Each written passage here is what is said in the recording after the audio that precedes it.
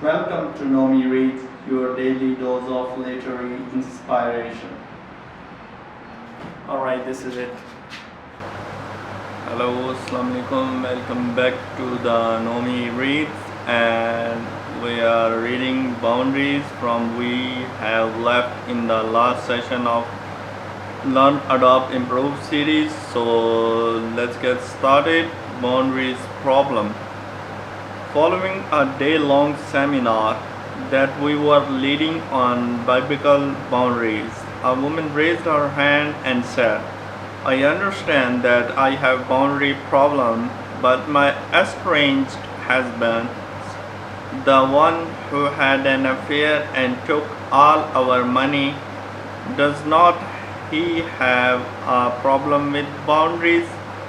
It's easy to misunderstand boundaries. At first glance, it seems as if the individual who has difficulty setting limits is the one who has boundary problem. However, people who do not respect others' limit also have boundary problem. The above woman may have difficulty setting limits, but in addition, her husband has not respected her limits. In this chapter, we'll categorize the main type of boundaries problem, providing you some page on which to hang your thoughts. You will see that boundary conflicts are by no means limited to those who cannot say no. Complaint saying yes to bed. "May I tell you something embarrassing?" Robert asked me, a new client. Robert was trying to understand why he had so much difficulty refusing his wife's constant demands. He was going to broke trying to keep it up with the Joneses. I was the only boy in my family, the youngest of 4 children. There was a strange double standard in my house involving physical fighting. Robert cleared his throat, struggling to continue. My sister was 3 to 7 years older than me. Until I was in 6th grade, they were a lot bigger and stronger. They had taken advantage of their size, strength, and wail on me until I was bruised.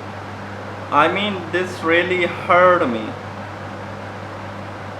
The strangest part of it all was my parents' attitude. They tell us, "Robert is a boy, boy don't hit girls. It's bad manners, bad manners." I was going to triple team, and fighting back was a bad manners. Robert stopped. His shame kept him from continuing, but he had said enough. He had unearthed part of the realizing for his conflict with his wife. When parents teach children that setting boundaries or saying no is bad, they are teaching them that the other can do with them as they wish. They are sending their children defenseless into the world that contains so much evil. Evil in the form of controlling, manipulative, and exploitative people. Evil in the form of temptation. To feel safe in such an evil world, children need to have the power to say things like, "No, I disagree, I will not, I choose not to, stop that, it hurts, it's wrong, that's bad, I don't like it when you touch me there." Blocking a child's ability to say no handicaps that child for life.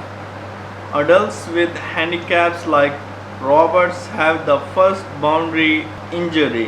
They say yes to bad things.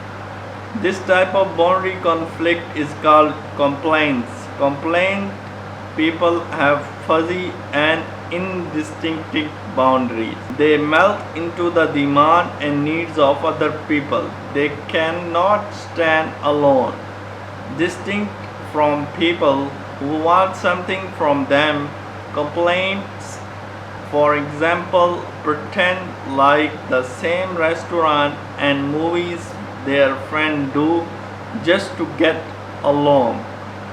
They minimize their differences with others so as not to rock the boat. Complaints are chameleons. After a while, it's hard to distinguish them from their environment. The inability to say no to the bad pervasive. Not only does it keep us from refusing evil in our life, it often keeps us from recognizing evil. Many complaint people realize too late that they are in dangerous and abusive relationship. Their spiritual and emotional radar is broken.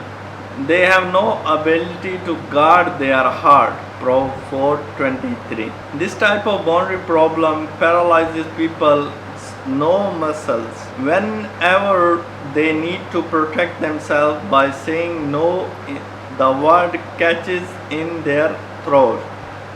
This happens for a number of different reasons. Fear of hurting the other person's feeling, fear of abandonment and separateness, a wish to be totally dependent on another, fear of someone else's anger, fear of punishment, fear of being shamed, fear of being seen as bad and selfish, fear of being unspiritual, fear of one over strict and critical conscience.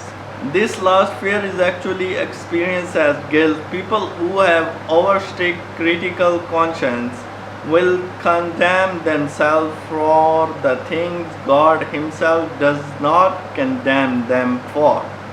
As Paul says, since their conscience is weak, it is defiant. 1 Cor 8-7. Afraid to confront their unbiblical and critical internal parent, they tighten appropriate boundaries. When we give in to guilty feelings, we are complying with a harsh conscience into an ability to confront others, saying yes to the bad because it would cause more guilt. Biblical compliance needs to be distinguished from this kind of compliance. Matthew 9:13 says that God desires compassion and not sacrifice. NASB. In other words, God wants us to be complained from the inside out, compassionate, not complain on the outside and resentful in the inside, sacrificial. Complaints take on too many responsibility and set too few boundaries, not by choices but because they are afraid. So guys, as you can see, people why can't say no, and what is the reasons they are not saying that no. We learn in this session about fear and a boundary problem that complaint saying yes to the bad. So in the next session we will go for avoidance saying no to the good. So be with us, and I hope you learned something new from this book. And if you haven't purchased this book, go in the description link and buy this book and support the author. This book is very nice. So inshallah we will meet again and read it. Till that time, Allah Hafiz.